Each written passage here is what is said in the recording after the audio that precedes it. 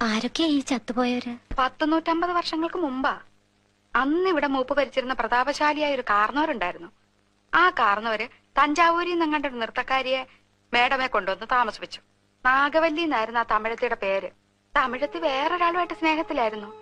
രാമനാഥൻ പേരുള്ള ഒരു നൃത്തക്കാരനുമായിട്ട്.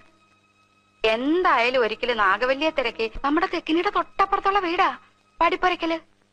എന്തിനു പറയുന്നു, കാർന്നോരെങ്ങനെയോ ഈ രഹസ്യങ്ങളൊക്കെ അറിഞ്ഞു. അന്ന് അർദ്ധരാത്രി നാഗവല്ലിയെ കാർന്നോരെ നമ്മുടെ തെക്കിനിലിട്ട് വെട്ടിക്കൊന്നുകളഞ്ഞു.